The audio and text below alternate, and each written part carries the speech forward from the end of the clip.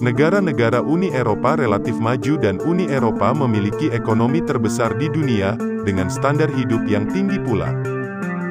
Di antara kalian pasti ada yang bertanya-tanya, bagaimana sih Uni Eropa bisa terbentuk? Bagaimana sejarah terbentuknya Uni Eropa ini? Atau, Uni Eropa ini sebenarnya organisasi apaan sih? Nah, pada video kali ini kita akan bincangin terkait Uni Eropa, mulai dari sejarah berdirinya hingga perkembangannya. Kita tahu, dalam sejarah dunia, dataran Eropa paling banyak menyumbangkan peperangan. Dari zaman Celtic hingga perang di Ukraina saat ini. Perang antar negara, perang antar suku, perang antar ideologi hingga agama, sudah biasa di Eropa. Tak usah kita tutup-tutupi fakta ini. Dan Eropa dalam perkembangannya juga selalu ada upaya penyatuan. Dari cara penaklukan hingga upaya penyatuan secara damai, untuk urusan ekonomi dan politik Eropa. Tak lepas dari keinginan bangsa Eropa menghindarkan dari kemungkinan perang kembali dan menciptakan keamanan untuk masyarakat Eropa, lahirlah Uni Eropa. Maka siapkan kopinya, kita bahasin terkait Uni Eropa ini dengan santai saja. Maaf bagi yang salah kamar. Tak lupa terus dukung channel kami agar semakin berkembang. Uni Eropa adalah organisasi antar pemerintahan dan supranasional yang beranggotakan negara-negara di Eropa. Uni Eropa beranggotakan 27 negara per tanggal 31 Januari tahun 2020. Persatuan ini didirikan di bawah Perjanjian Uni Eropa pada 1992. Dari Masyarakat Ekonomi Eropa, menjadi Masyarakat Eropa, lalu menjadi Uni Eropa, menandakan bahwa organisasi ini telah berubah dari tujuan kesatuan ekonomi menjadi sebuah kesatuan politik. Organisasi ini bekerja melalui gabungan sistem supranasional dan antar pemerintahan. Di beberapa bidang, sebuah keputusan ditetapkan melalui musyawarah dan mufakat di antara negara-negaranya. Dan di bidang-bidang lainnya tanpa perlu persetujuan anggota-anggotanya. Karena adanya lembaga-lembaga yang bersifat supranasional menjalankan tanggung jawabnya.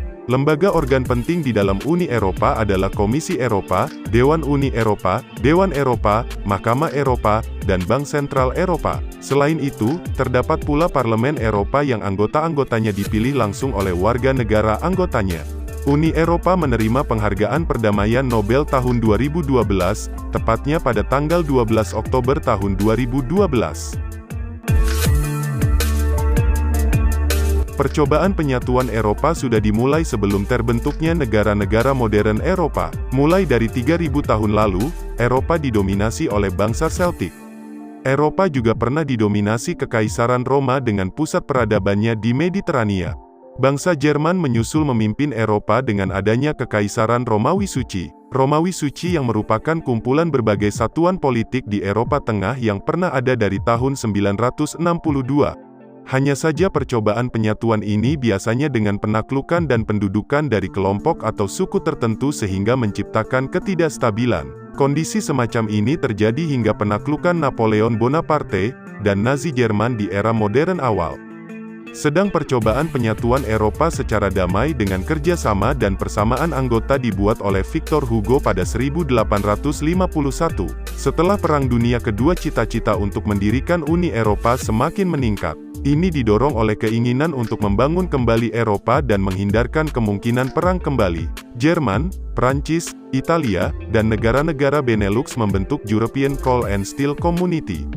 Melalui Perjanjian Paris 1951 yang ditandatangani pada April tahun 1951 dan dimulai pada Juli tahun 1952. Kemudian, terbentuk juga European Economic Community lewat Perjanjian Roma pada 1957 dan diwujudkan pada tanggal 1 Januari tahun 1958. Lalu komunitas tersebut berubah menjadi Masyarakat Eropa, yang merupakan pilar pertama dari Uni Eropa. Sehingga proses evolusi menjadi Uni Eropa ini, dari sekedar badan perdagangan menjadi sebuah kerjasama ekonomi dan politik. Politik Uni Eropa terbentuk sebagai upaya untuk menghapuskan tradisi perang di Eropa dalam penyelesaian masalah antar negara Eropa. Politik Uni Eropa dibangun sebagai bentuk integrasi Eropa atas nilai-nilai demokrasi pada tiap anggotanya. Sehingga rasa saling percaya menjadi prinsip utama yang disepakati bersama. Perhatian utama Uni Eropa meliputi diplomasi, hukum internasional, negosiasi, dan multilateralisme. Namun tujuan politik ini dihambat oleh ketakutan masyarakat di negara anggota Uni Eropa terhadap hilangnya kedaulatan nasional. Uni Eropa memiliki 7 institusi: Parlemen Eropa, Dewan Uni Eropa, Komisi Eropa, Dewan Eropa, Bank Sentral Eropa, Mahkamah Eropa, dan Mahkamah Audit Eropa. Wewenang kaitan legislasi dibagi antara Parlemen Eropa dan Dewan Uni Eropa. Untuk tugas eksekutif ditangani oleh Komisi Eropa, dan secara terbatas oleh Dewan Eropa. Kebijakan keuangan diatur oleh Bank Sentral Eropa. Penafsiran dan penerapan hukum Uni Eropa dan perjanjian-perjanjian oleh Mahkamah Eropa. Negara-negara Uni Eropa relatif maju dan Uni Eropa memiliki ekonomi terbesar di dunia, dengan standar hidup yang tinggi pula.